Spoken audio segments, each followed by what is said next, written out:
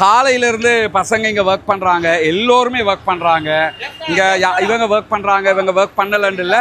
இயக்கங்கள், தொண்டு நிறுவனங்கள், பள்ளிவாசல்கள், பள்ளிவாசல் சம்மேளனம், ஜம்மியாவுடைய ஆக்கள் எல்லோருமே இங்கே ஒர்க் பண்ணுறாங்க மாஷா அல்லான்னு சொல்லி. நம்ம தரப்பு பசங்க ஒர்க் பண்ணுறது ஸ்லேவாயில் அனாஸ் மந்திருத்துமா, அதே மாதிரி அர்ஷாத் மந்திருத்துமா, இவங்களோட செட் எல்லாமே இங்கே ஒர்க் பண்ணுறது என்னன்னு கேட்டால், இந்த இடம் எல்லோருமே வீட்டில் துப்புரவு பண்ணுறாங்க. துப்புரவு பண்ணுற குப்பைகள் ரோட்டுக்கு வருது.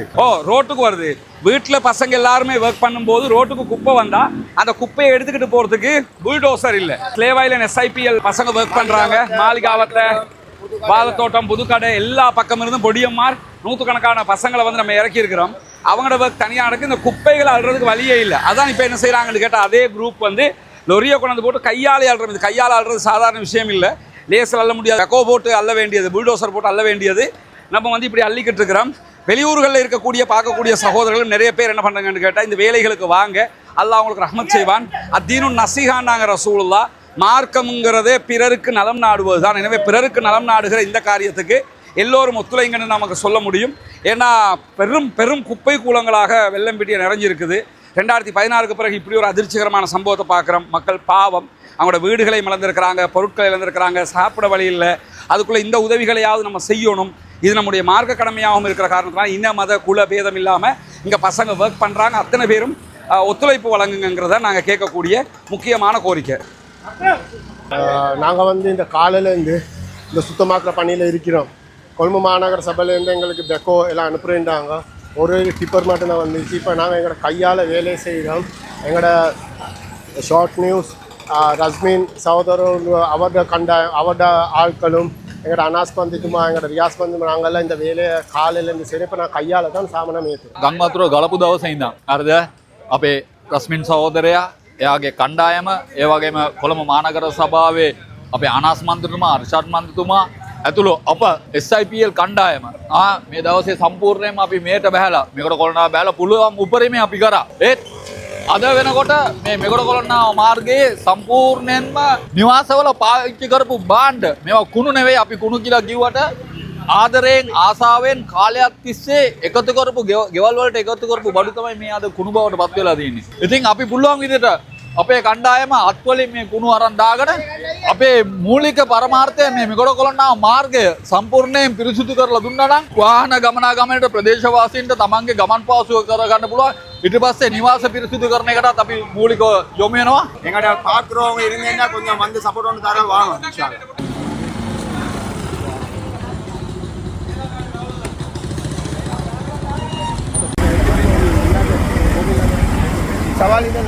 நிறைய சகோதரர்கள் அவர்களால் முடிகிற பொருட்களை நமக்கு கொண்டு வந்து தந்திருக்கிறாங்க.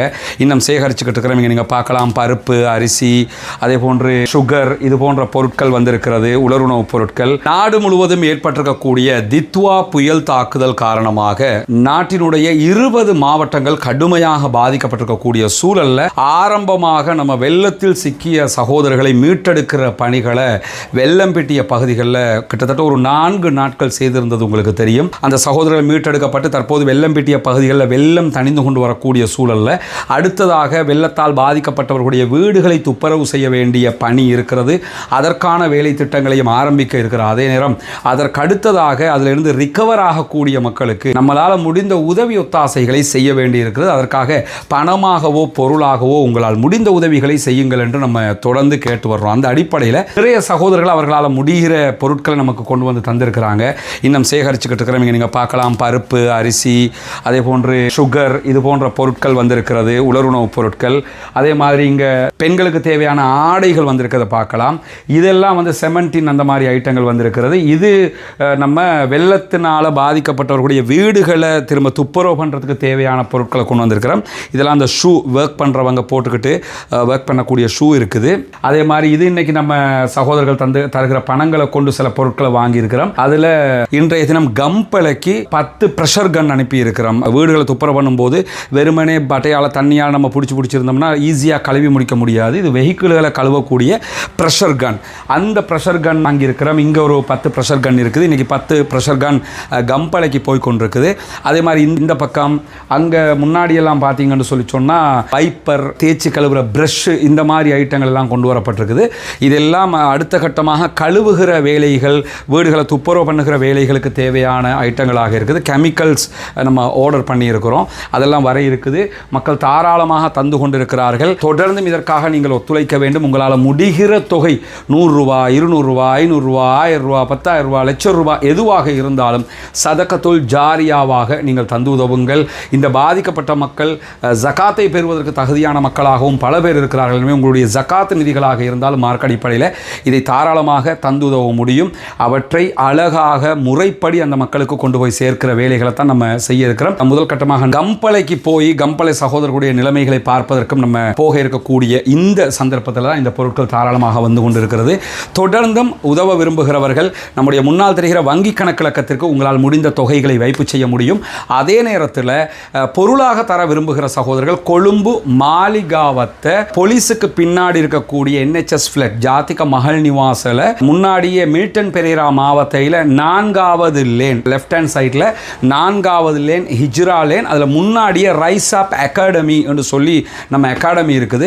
அங்கே கொண்டு வந்து தாராளமாக தர முடியும். அதுக்குரிய முன்னால் இருக்கக்கூடிய நம்பர்களுக்கு தொடர்பு கொண்டு உங்களால் எது முடியுது, ஒரு 5 கிலோ அரிசி பேகு தான் முடியும்னாலும் கொண்டு வந்து தாங்க.